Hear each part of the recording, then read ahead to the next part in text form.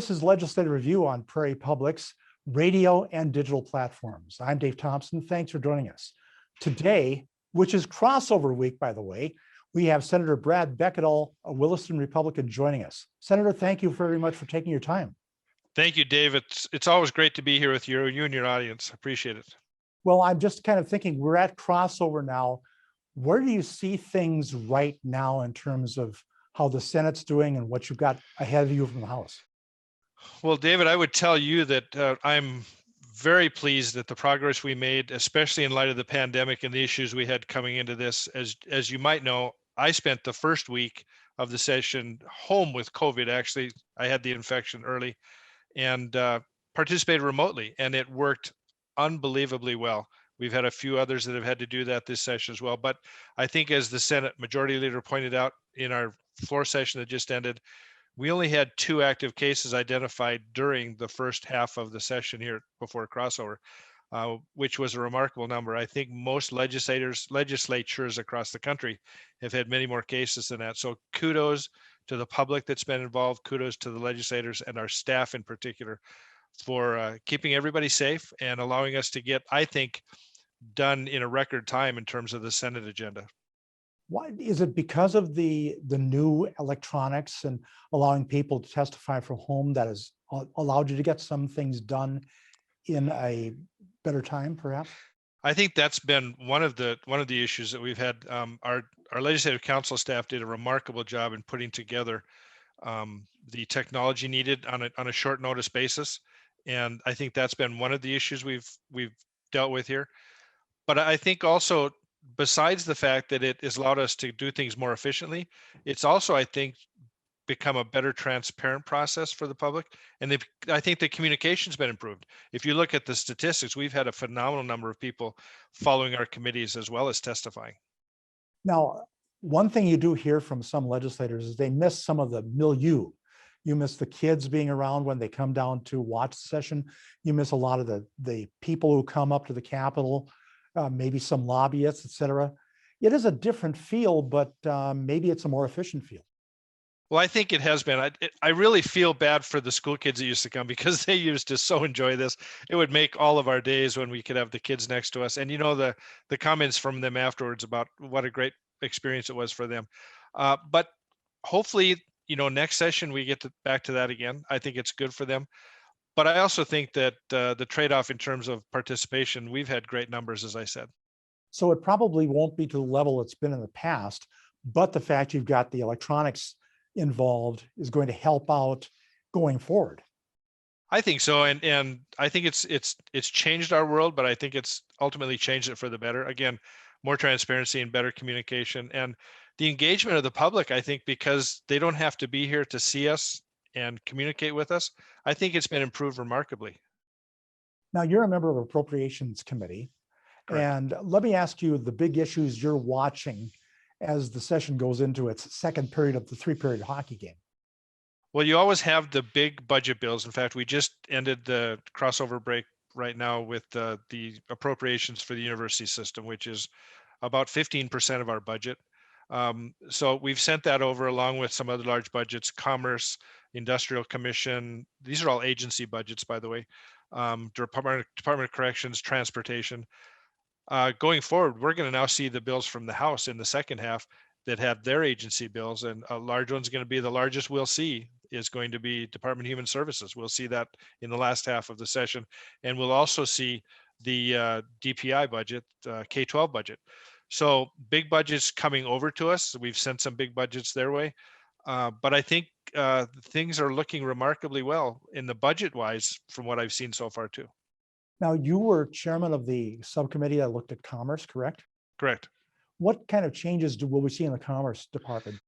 Well, a couple of changes we're going to see is we're going to continue to fund at a very high level the UAS programs, continue to build out that system in Grand Forks, and actually move some of the programs out west now, because we're looking at the Beyond Visual Line of Sight build out. It's occurring right now in the Bakken region, and we're going to see that actually start to be used for pipeline inspections, and even some agriculture enhancements out there. So that will be the start of the total statewide system once we get that out. So you'll see some appropriations going that way again.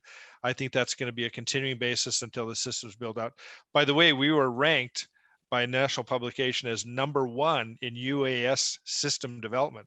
So the state's done very well there. Also, we had a couple of issues within the budget where we were carrying some appropriations that really belonged in other budgets. We've moved them out. So I think that's been beneficial. We're finally getting them where they belong, getting them the home they need. We moved a lot of home programs over to the Housing Finance Agency. We moved early childhood learning over to where it belongs, out of the commerce budget, but in the area that deals with that. So I think you're going to see more of that happening as we go along. The commerce budget is really been a catch-all in the past, and it will continue to be that way. But once these programs mature and need to move to their right homes, we're doing that. Well, let me ask you about the bonding bill, because the House has passed a bonding bill that looks somewhat different from the one that was originally introduced. It's down to about $680 million, and there's a lot on water projects. What is your opinion of the bonding bill as the way it stands right now? It's a lot lighter than most of us envisioned it was going to be. I've been a proponent of bonding for many, many years, Dave, as you know, and we've used it in the city of Williston as a tool, mostly for cash management, because we had to do that with the Bakken extremes we were dealing with out there. But also the bonding environment right now is very beneficial. If you're already going to spend money on projects, bonding is a way to level out that expenditure. So we're not doing it all in these peaks and valleys we do. When we have money, we spend it. When we don't spend it. It'll be better for the construction industry to have that going on. They'll have a level apportionment of their projects out there. They can stay in state. They can keep their employees here. They're not moving out of state to do work when we don't have any funds to do that. But that being said, the bonding bill that the House is going to send us, as I said, a little lighter than we envisioned. We're at record low interest rates for record long periods of time right now. I think we should take advantage of that, because not just to spend the money. This is not spending on wants. This is spending on needs. In terms of the water allocations that are coming to us, we've already allocated funding agreements to the diversion in Fargo. This is going to take the money out of the resources trust fund that we would normally tie up there, put it into bonding, and actually get that project funded. We're going to take the funding we've already authorized for Minot, do the same thing for their flood control. For the WAS project, we're going to get some funding taken out to do that as well. So I think it's a win-win, because we take many hundreds of millions of dollars of project dedications out of the stream right now that's in the resources trust fund, and that's going to free up those dollars, because we're using them in bonding instead. That's going to free up those dollars for the smaller municipals and the smaller projects out there that aren't getting funded, because we have these huge projects sitting there trying to get funded as well. Not to put too fine a point on it, but do you expect there might be a move in the Senate to increase the amount for bonding? I think there's some projects we had some preferences to on the Senate side that were taken out, and I think you can look for those to come back in. One of them is the CTE projects, the career academies out there. I think I don't know what form it's going to take, but I think you'll look for a preference for the Senate to put that back in some form or fashion. I don't think you'll see necessarily what I call pet projects that are just specific building projects that were in the House originally. I don't think you'll see those coming out of the Senate, but I do think you'll see some preferences inserted, and they'll become conference committee discussions at the end of the session. That'll be a conference committee to watch. Yeah, it will be. That probably will be the conference committee to watch, actually, Dave. That's probably right. Secondly, you talked a little bit about corrections, but I'm a little unsure about what's happening in corrections in terms of taking the Youth Correctional Center in Mandan and making more of a women's, shall we say, minimum security prison. Am I correct on that? Yeah, that's something the department has advocated for a couple of sessions now. And really their reasoning for doing it is that, as you know, we've been trying to turn our correction system from a place to put capacity for solely used to put people in prison because they had an addiction issue, and prison might be able to treat the addiction issue. We're now changing our philosophy, and we've been doing that through our Justice Reinventing program for the last 3 sessions. And the idea is we're going to try and intercept the addiction problems before they become criminal issues that put people in prison. I think that makes total sense. So we're trying to get people out of our prison system into treatment programs. What you're seeing with that change is the facility in New England is a wonderful facility and they do a wonderful job there, but they don't have access to the programs for the addiction issues like the Bismarck-Mandan area does. So I think what they're trying to do is take the people that fit the need, bring them to that facility in Mandan, and see if we can't help out with the availability of resources that this area already has to treat those issues. Since it's intertwined, let's talk a bit about human services and addiction treatment. For several bienniums now, there have been reports saying North Dakota needs to do more in terms of community-based treatment. Where it stands now, has the state made progress in this? Well, I think we have, in terms of funding the issues where we already have the facilities, I think we're doing better there. Jamestown, Bismarck, we have beds in Fargo, we have beds in Grand Forks, we have beds in Bismarck. We don't have beds out west.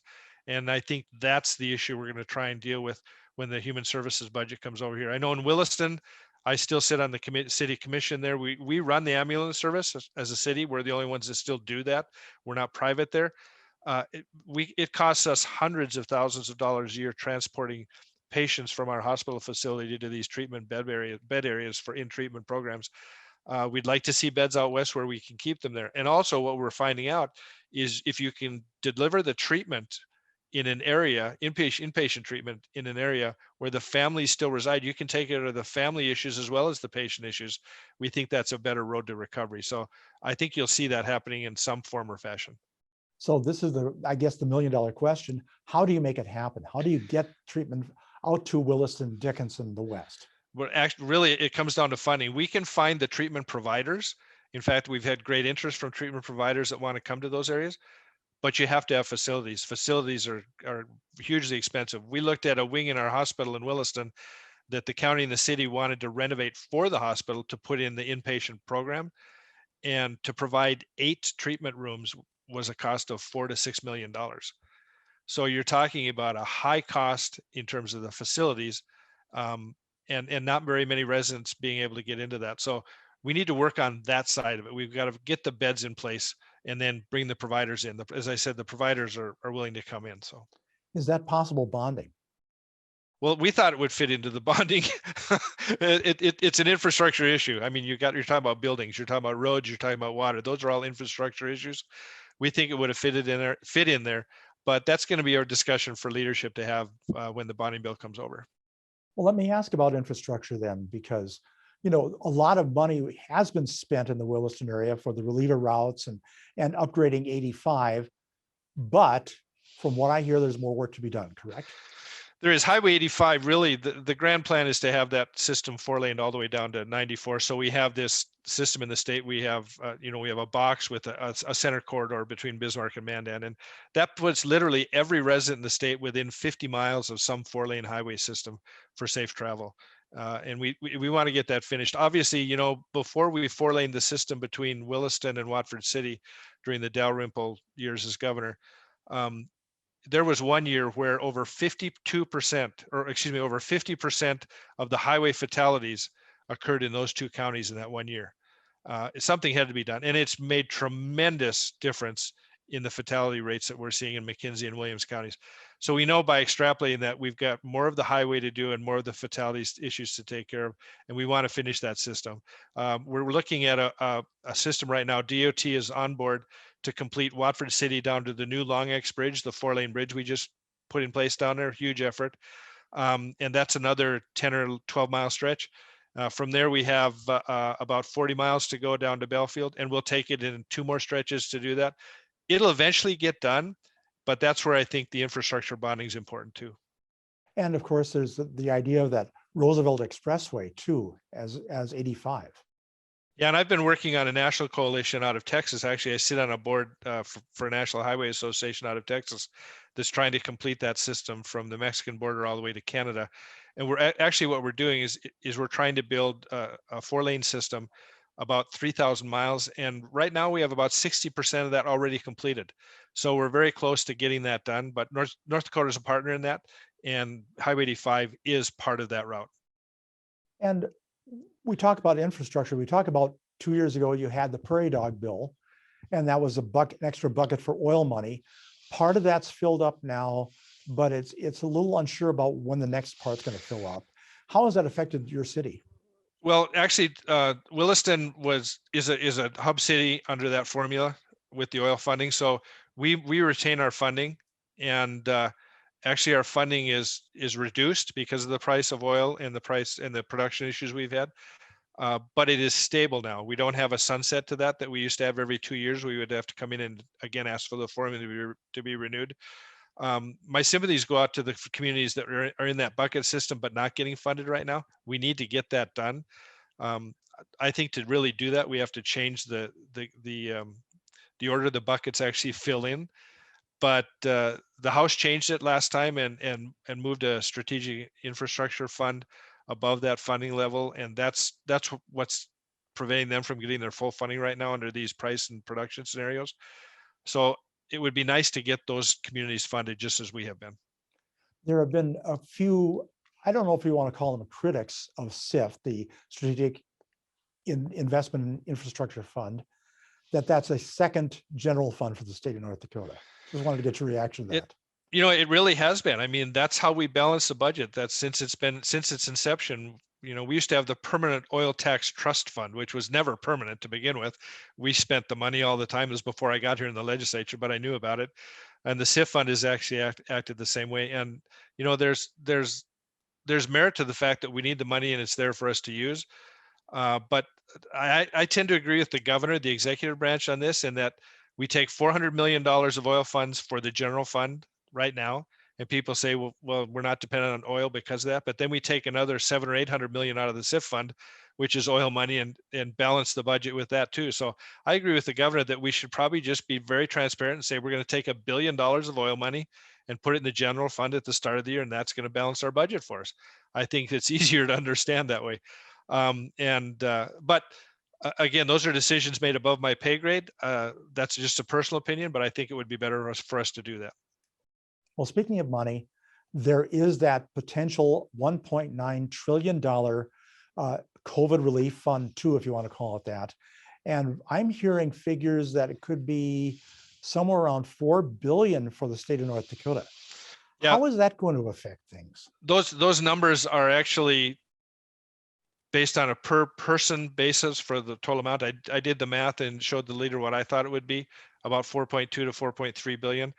I'm told that the actual funding formula for our state is going to provide a little over $1 billion, not the 4 billion. So whether it's our status as a small state or not, I don't know why that number is taken down. But when that money comes through, if it does come through, there's a portion of it, about $250 million, that's going to be allocated to local political subdivisions, cities and counties, and then the rest will come to the state. How the pass-through works is not defined at this point, but I'm happy that the cities and counties get some enablement to have some of that money right up front, because I think they need some revenue enhancements from what they've gone through as well. For the state perspective, I don't know where the money is going to go once it hits the state coffers, whether it will supplant some general fund allocations we've already made, or whether it will be used for some things that need to be done. As you know, we've been dealing with our pension fund. Our PERS pension fund is funded at about 63%. We've talked about ways to put some money into that fund to beef it up and get us on a trajectory for full funding at some point. You can do that either by increasing the percentages that employees pay and the employers pay, or you can do it by putting a lump sum of money in there, or you can do it by both. And I've advocated a combination of the two. I think the employees have a responsibility as well as us. So some of that money may be diverted into the PERS fund. I don't know at this point. Well, Senator Wardner has talked about putting some of the money in the PERS fund. And at the time when they were talking the $4 billion number, he was taking $1 billion of that and making the PERS fund whole. And then he said something that has been controversial in the past, converting from a defined benefit plan to a defined contribution plan. Your thoughts? Well, that's been around for a while, Dave. I mean, actually in the 2013 or 2015 session, there was a bill to do that. I think that we would have had to put between $200 and $300 million into the fund to make it whole, because you have to make the fund whole to 100% before you can take out the funding stream that's going into it and become defined contribution versus defined benefit. We should have made that happen at that time. We didn't. Now the fund is actually deficient by about $1.4 billion. So Senator Wardner is correct. If we could have made that whole, I think we could have made that switch. And personally, I think the switch benefits the employees as well as the state to do that. So I would be in favor of doing that if we could find the funding to do it. I think it's too big a lift right now with what we have to fund to make it whole. But you know, every journey begins with one small step. We need to take that step.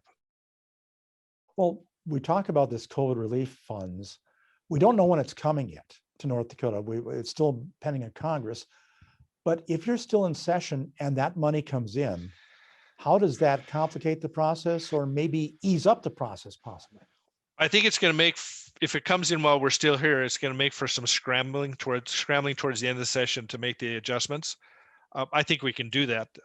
If it comes in after that, I think we're going to have to hopefully have some days to come back and deal with some issues.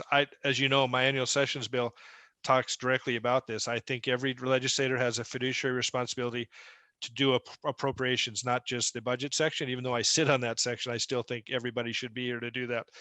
If it's towards the end of this year, we could potentially do it next year in the annual sessions bill if it passes. Or if we have days left over, we could call ourselves back. But I would be a proponent of bringing the full legislature back to deal with that. About your annual sessions bill, it's changed a little bit and did get passed in the Senate. Explain what changed. We decided to go with a recommendation from one of the senators that said, really, with all we dealt with COVID, with what we deal with the revenue shortfalls, and all the things we made apparent in the bill to begin with, the recommendation is, why don't you sunset it to just this biennium and give people the opportunity to see how it works? And I agreed with that assessment. Ultimately, we passed the bill 28-19, which is a pretty good margin in the Senate, and we'll send it to the House with that. So it'll give people the opportunity to vote for it in the House to say, okay, maybe it's time, let's try it. And ultimately, David, we're not adding days. It's still up to 80 days in the Constitution. We'd only be using 3 days under this scenario for what I call a short session for a fiscal review to make adjustments if we need to. What I've heard is possibly the Appropriations Committee would come in early. It would not be counted as a legislative day, but then the Appropriations Committee would work on budget adjustments and then have a bill ready to go when the legislature came back for those 3 days. Absolutely, David. And that's just being wise with your assets to use it that way to come in and get that done. Anything we would have to do in a 3-day session would have to have a recommendation before we do it anyway. So even if there's an issue that deals with human services that had to be dealt with on an emergency basis, we could bring the human services committees back and do the same thing and have a recommendation prepared to do that. So it's going to be a very different process for us, but I think a very manageable process to do that. You've also coming up this fall or maybe into winter, because the numbers are not going to be out as early as people thought, a reapportionment session. You're redrawing legislative districts. Number one, do you want to be on that committee? I've expressed an interest. I've never had the opportunity. I was here after the 2010 and 11 sessions where they dealt with that. So I've expressed an interest. It's really going to come down to who is selected in the House, and then who do we have to select in the Senate to complement that. It would be, I think for my region, we have to have somebody involved in that process. And hopefully if it's not me, somebody in the region is. As you know, we've seen extreme growth out there. I don't know how much the numbers will be down from what the oil collapse did to us right during the census apportionment, as we saw.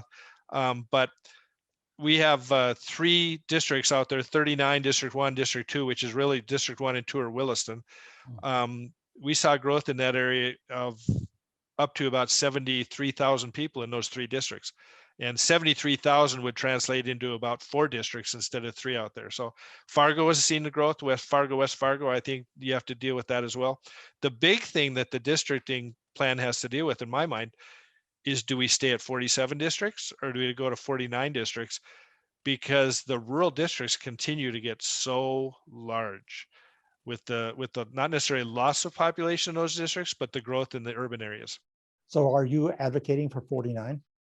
Well, I think we need to do what we can to accommodate the rural areas. At some point, it just gets to be too unmanageable to have a representation of 3 people over the thousands of square miles they have to deal with out there. So I would be not a proponent, but certainly sympathetic to that. Do you think you can get reapportionment done in a 3 to 5 day session? That I think if the committee has enough time to bring the recommendations in, I think we can. I'm worried about the committee having enough time with what's happening at the federal level and not having the information. We'll probably have to adjust timelines in terms of even some of the voting timelines that are in statute during that apportionment session as well, just because they're talking about not getting us the information until end of September, and that timeline could slip. And we're supposed to have a reapportionment session in November. I don't know how they get it done, but we have good workers here that I think could do that. I know that Senator Wardner, again, may have talked about, we might have to have it in December just because of the time to get hearings out there and get people some input on how the lines are going to be redrawn.